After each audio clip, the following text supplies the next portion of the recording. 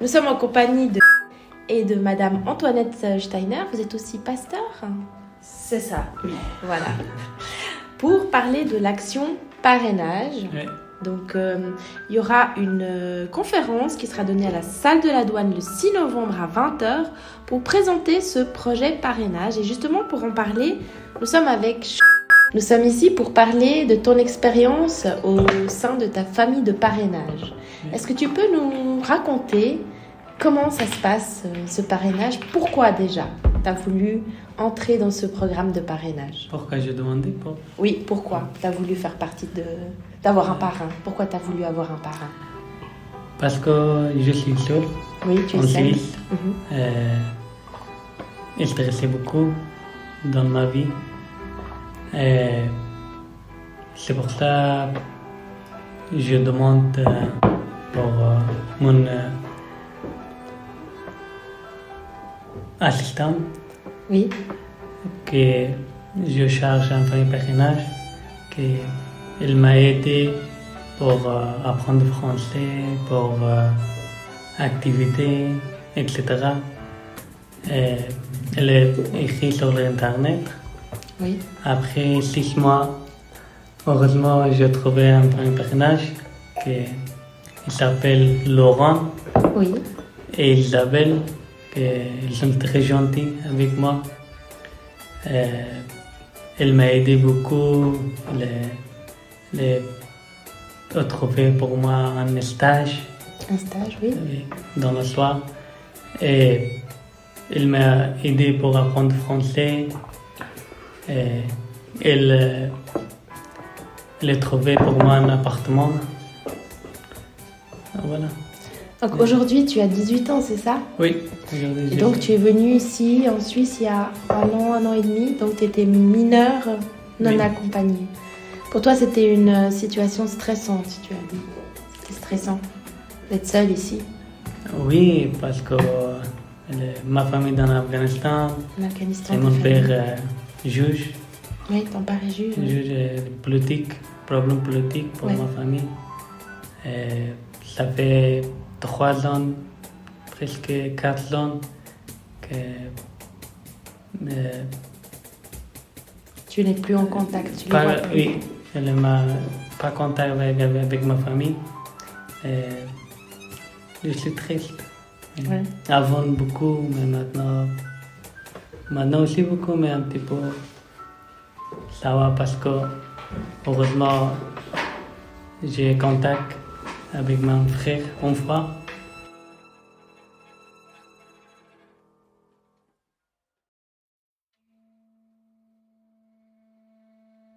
En Afghanistan, avant, nous sommes très contents avec ma famille dans l'Afghanistan.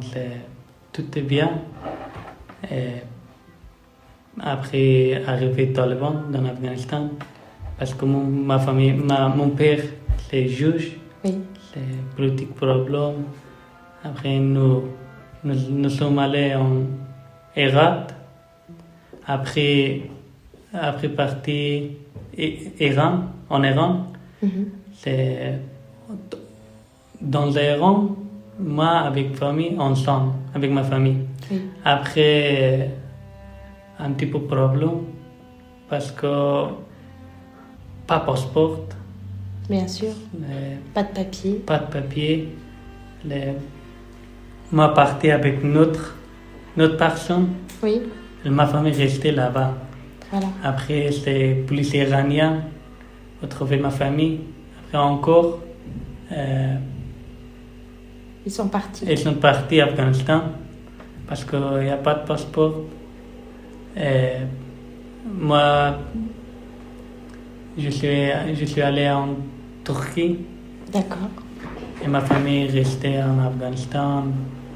Après, ça fait 8 mois que je travaillais là-bas.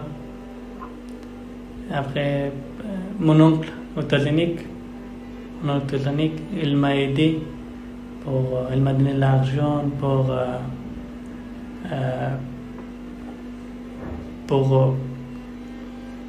apprendre le bateau. Pour prendre le bateau, depuis la Turquie pour arriver en Grèce. Depuis en Italie. Depuis l'Italie. Depuis l'Italie.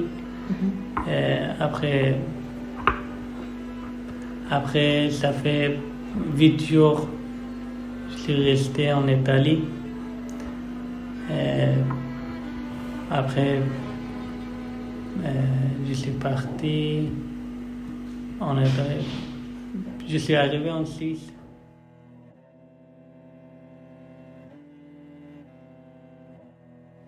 Tu étais à Istanbul. Oui. Seul. Donc tu connaissais personne quand tu arrivé en Turquie?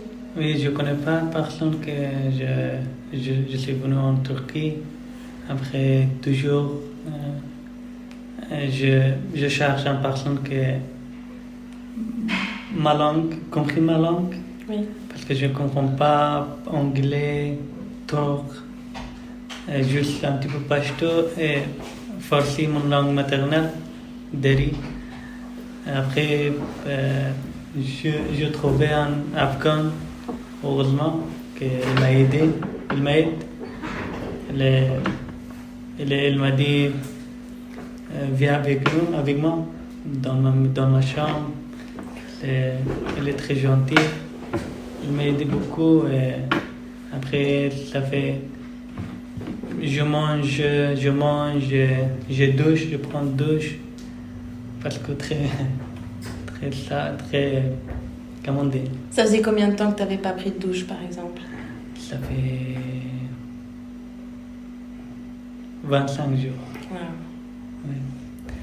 Après, je prends une douche et je mangeais avec Afghan. Après, ça fait 5 jours. Avec 5 jours, rester dans la chambre, couché, parce que mon pied est un petit peu briqué. Il s'appelle comment? Cassé? Non, c'est pas cassé. Ah, fissure.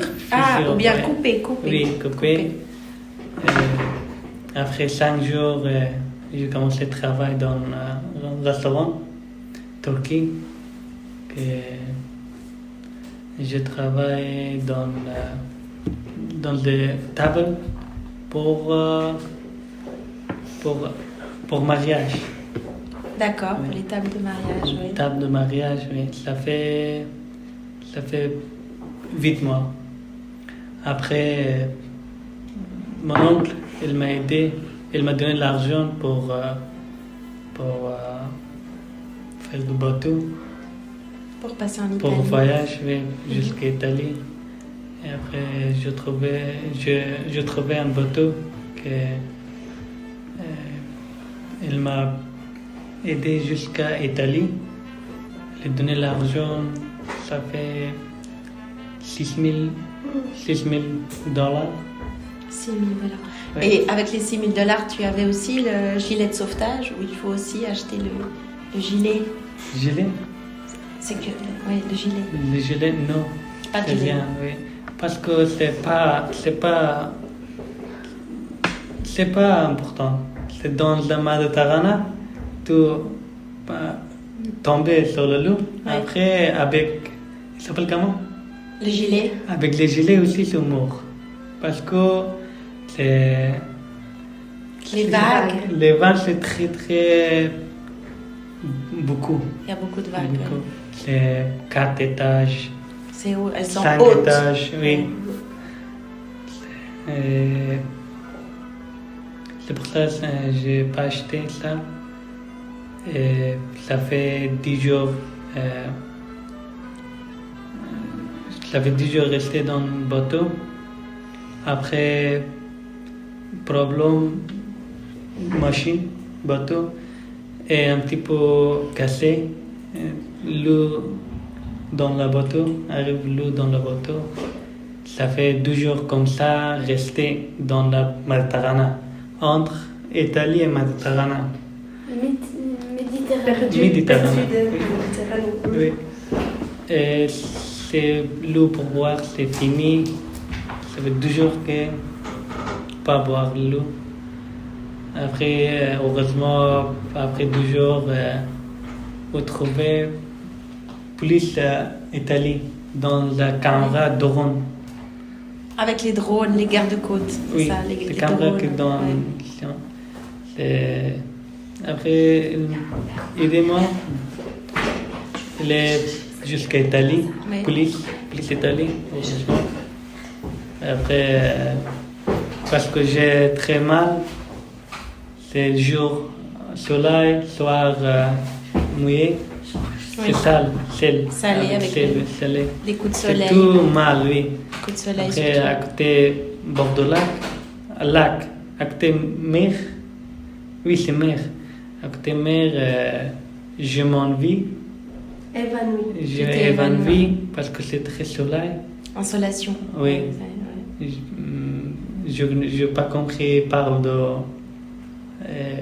Italie. La Mais langue juste- italien, tu comprenais pas. J'ai juste compris ciao. Je n'ai pas compris. Je m'ennuie après, je me réveille dans l'hôpital. Ça fait 4 jours, 5 jours resté dans l'hôpital. Et après 8 jours dans le foyer qui est à côté Méditerranée. Et après 8 jours, je suis parti en Suisse. En Suisse. Parce que À tu Zurich. cherchais le calme et la sécurité. Ouais. Et donc, dans le train, qu'est-ce qui Donc- s'est passé? Dans le train, vient de check-in pour, Sur la frontière. pour Les contrôleurs. le contrôleur ticket. Oui. Il m'a dit donne-moi un ticket. J'ai dit non. Il a dit donne-moi une carte d'identité. Je dis non. Il a dit donne-moi un passeport. Je dis non. Il a dit j'appelle police. Je dis oui, tu appelles police parce que j'ai besoin de police. Il a appelé police après 2 polices arrivés dans le train. Il m'a dit where you from? Je dis from Afghanistan. Après parce que j'ai pas compris beaucoup anglais, il a dit il a compris police. Il m'a aidé, après il m'a donné un nourriture pour manger parce que ça fait un jour que je mange pas. Il m'a aidé beaucoup. Et il m'a accompagné jusqu'à foyer, un foyer qui est à Zurich. Et ça fait 2 jours rester là-bas. Je suis resté là-bas après, je transpare à Neuchâtel. Oui. Ça fait 4 mois, j'étais ici à Neuchâtel. Oui. Après, je transpare à Lausanne. Allez, ça. Oui. Alors. Et aujourd'hui, tu es toujours au bord du après, lac. Mon assistant, c'est pas assistant, c'est Éducateur. éducatrice. Oui, Mon éducatrice. éducatrice qui s'appelle Jana, c'est vraiment très gentil. Après, ça fait 1 an que dans le même foyer avec elle. Elle est donné pour moi un petit peu parle français et écrit, aidez-moi, cuisiner, suisse, culture. Elle est très gentille. J'ai 18 ans. Je suis parti à vivre dans un foyer qui est dans 4 mètres carrés, 4 personnes. Après, un petit peu, je suis triste. Je dis pour ma famille personnage. Ma famille personnage, elle m'a dit de rester. Un mois après, je trouvais pour toi un appartement. Oui. Après, heureusement, je suis resté là-bas, ça fait 25 jours. Heureusement, ma famille personnage, j'ai trouvé un appartement. Mhm. Après, j'ai déménagé dans cet appartement. Et maintenant, je suis content avec ma famille, avec culture civile et tout. Tu as trouvé le calme. Et la sécurité. Oui, calme, mais pas fini stressé. Bien sûr. Ouais. Merci. Ouais. Merci à vous.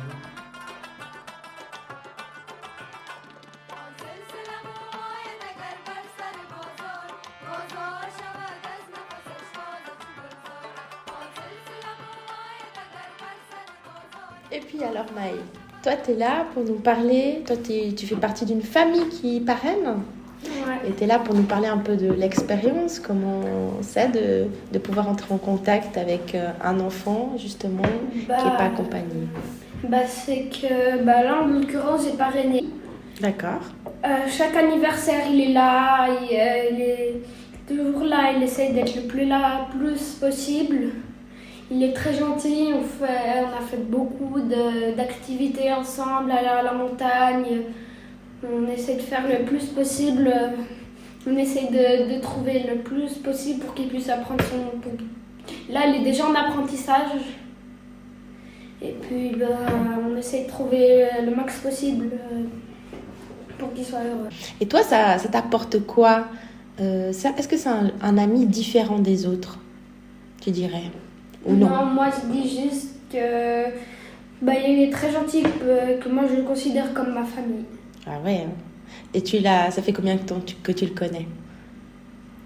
Je dirais 2 ans. Oui. Puis peut-être quelques mois.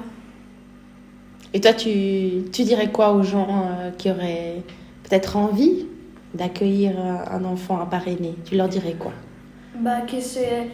Qu'il faudrait se lancer parce que ça fait un monde de famille en plus, ça fait de la famille en plus.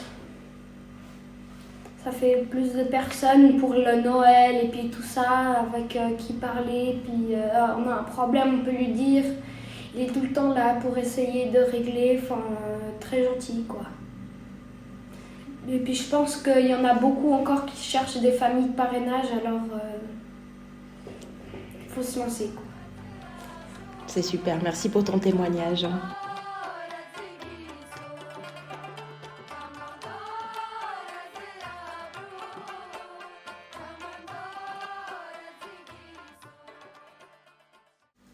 Madame Steiner, on vous écoute alors après ces 2 témoignages.